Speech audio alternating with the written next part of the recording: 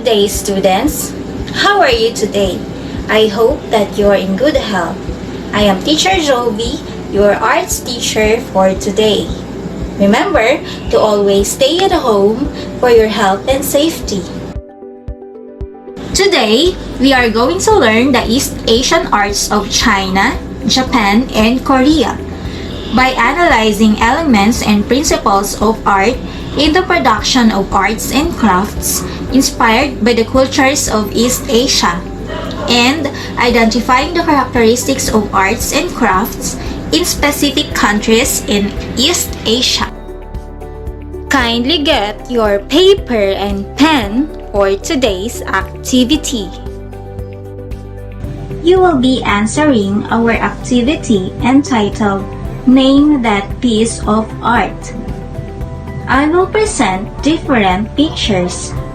Then you will identify the piece of art by arranging the jumbled letters as shown in the image below. I will give you 5 seconds to answer them. Are you ready? Let's start!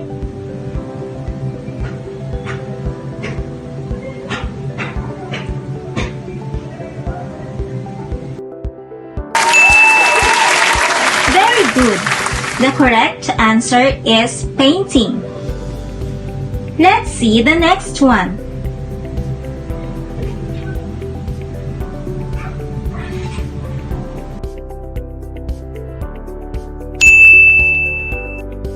Good job! The correct answer is origami. Now, let's go to the last one.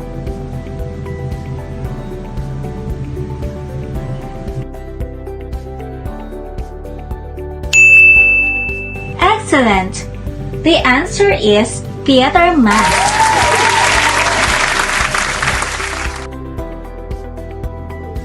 Let's now have our lesson for today. First is from China, about their painting and calligraphy. Painting. Landscape painting was regarded as the highest form of Chinese painting. They also consider the 3 concepts of their arts: nature, heaven, and humankind, yin-yang.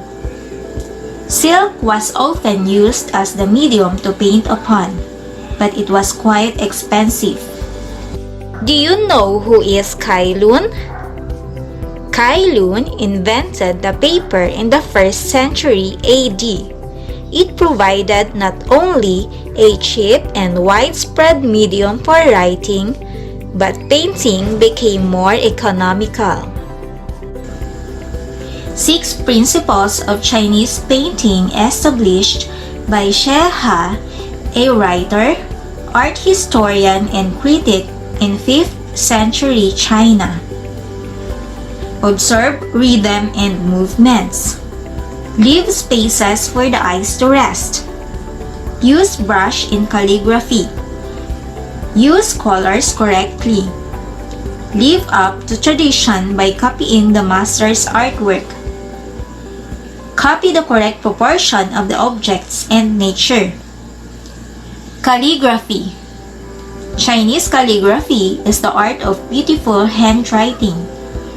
The earliest known Chinese logographs, ancient writing symbols, are engraved on the shoulder bones of large animals and on tortoise shells. Poets write their calligraphy on their paintings. Now, let us discover more arts and crafts of Japan. Japan. Origami, woodblock printing, theater mask, and face painting. Origami. The term origami came from ori, meaning folding, and kami, meaning paper. It is the traditional Japanese art of paper folding, which started in the 17th century AD and was popularized internationally in the mid-1900s. The goal of this art is to transform a flat sheet of paper into a finished sculpture through folding and sculpting techniques without cutting as much as possible. Woodblock printing. Woodblock printing is a technique for printing text, images, or patterns used widely throughout East Asia. This method was adopted in Japan during the Edo period, 1603 to 1867, and became one of their oldest and most highly developed visual arts. Theater mask. Kabuki makeup of Japan, or Kessho, is already in itself an interpretation of the actor's own role through the medium of the facial features. Kabuki makeup is also another way of face painting, which has two types. Standard makeup, applied to most actors. Kumadori makeup, applied to villains and heroes. It is composed of very dramatic lines and shapes using colors that represent certain qualities. Dark red, passion or anger. Dark blue, depression or sadness. Pink, youth. Light green, calm. Black, fear. Purple, nobility. Now, you already know about arts and crafts of China and Japan. Let's sit tight and go to Korea. Korea. Theater mask. Korean masks, called tal originated with religious meaning, just like the masks of other countries which also have religious or artistic origins. Masks were also used for shamanistic rites and were kept within temples where they were honored with offerings. By the 12th century, the masks became part of elaborate dances and dramas. The roles of colors in Korean masks: black, red, and white mask. Bright and vibrant colors that help establish the age and grace of the figure. Half red and half white mask symbolize the idea that the wearer has two fathers, Mr. Red and Mr. White. Dark-faced mask indicates that the character was born of an adulterous mother. Those are all the arts and crafts inspired by the cultures of East Asia. Are there any questions about our lesson for today?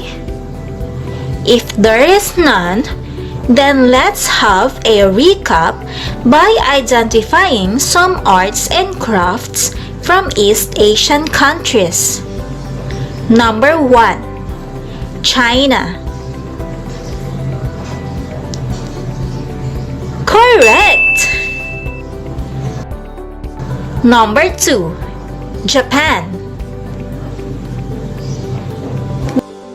Very good! And number 3, Korea. Excellent! Pretty sure you are now fascinated by the arts and crafts of the said countries. So, that's all for today's learning episode.